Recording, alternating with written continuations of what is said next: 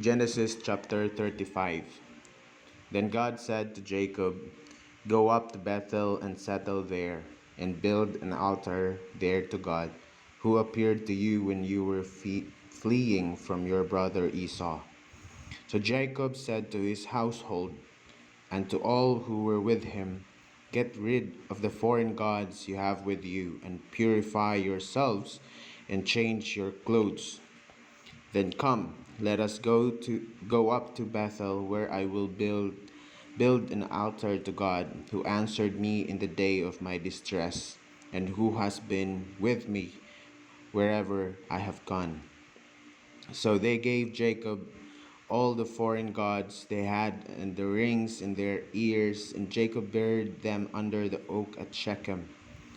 Then they set out, and the terror of God fell on the towns all around them, so that no one pursued them. Jacob and all the people with him came to Luz, that is Bethel, in the land of Canaan. There he built an altar, and he called that place El Bethel, because it was there that God revealed himself to him when he was fleeing from his brother. Now Deborah, Rebekah's nurse, died and was buried under the oak outside Bethel, so it was named Alon Bakuth. After Jacob returned from Paddan Aram, God appeared to him again and blessed him. God said to him, "Your name is Jacob, but you will no longer be called Jacob. Your name will be Israel." So he named him Israel. And God said to him, "I am God Almighty. Be fruitful and increase in number. A nation and a community of nations will come from you, and kings will be among your descendants. The, the land I gave to Abraham and Isaac, I also give to you, and I will give this land to your descendants after you." Then God went up from him at the place where he had talked with him. Jacob set up a stone pillar at the place where God had talked with him, and he poured out a drink offering on it. He also poured oil on it. Jacob called the place where God had talked with him Bethel. Then they moved on from Bethel. While they were still some distance from Ephrath, Rachel began to give birth and had great difficulty. And as she was having great difficulty in childbirth, the midwife said to her, "Don't despair, for you have another son." As she breathed her last, for she was dying, she named her son Ben-Oni, but his father named him Benjamin. So Rachel died and was buried on the way to Ephrath, that is Bethlehem. Over her tomb, Jacob set up a pillar, and to this day that pillar marks Rachel's tomb.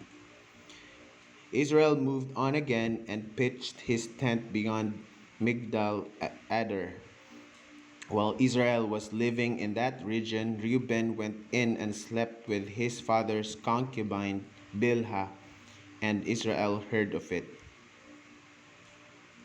Jacob had 12 sons. The sons of Leah, Reuben, the firstborn of Jacob, Simeon, Levi, Judah, Issachar, and Zebulun. The sons of Rachel, Joseph, and Benjamin. And the sons of Rachel's servant Bilhah, Dan, and Naphtali. The sons of Leah's servant Zilpah, Gad, and Asher. These were the sons of Jacob who were born to him in Paddan Aram. Jacob came home to his father Isaac in Mamre near Kiriath Arba, that is Hebron, where Abraham and Isaac had stayed. Isaac lived 180 years.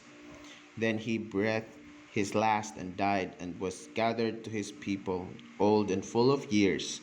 And his sons Esau and Jacob buried him. The word of the Lord, Genesis chapter 35. So, this story was about the moving of the household of Jacob um, from the Shechem, from the place of Shechem to Bethel and to Bethlehem.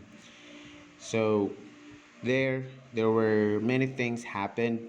So Rachel gave birth to another son, whose name is Benjamin, and she died also giving birth to Benjamin. So there were two sons, and also um, see here, there were remembrance also of the promise of God to the descendants of Abraham and to Jacob, where he said to Jacob that he will he will be fruitful and will increase in number. He will be a nation, and kings will be coming from his descendants. As the Lord gave the land to Abraham and Isaac, he will give this to Jacob as well, since that he is the descendant of Abraham. So it was like a reminder of God's promise to the descendants of Abraham. And there it was told also the death of Isaac when he died at good age. And yeah, it was also enumerated the 12 sons of Jacob, or Israel. So he was named Israel by God himself, instead of Jacob. There is a meaning of that.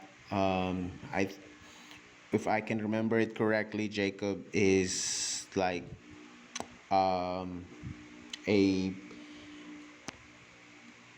deceitful man. But with Israel, I'm not sure yet, but we will come to that in the um, next chapter of this book of Genesis. So this is so interesting. This is how God protected his people when he make promises. So we can see that there are violence during those times, and we cannot tell that God promote violence, because during this time there's a lot of ungodly people, and God has a purpose why those killings happen and why he allowed those killings to happen. So there are more um, interesting stories behind this book, and it's one way for us to know our living God, how he dealt with his people before, and why he dealt that way before. When we come to the New Testament, we will be able to understand how God loved his people, how God protected the people for the sake of the whole world. So just keep reading. If you're reading the Bible, I encourage you to read the whole Bible. I encourage you to read the New Testament first. So thank you so much for watching this video, and I hope I was able to share to you some thoughts about God and his love story to his creation. God bless.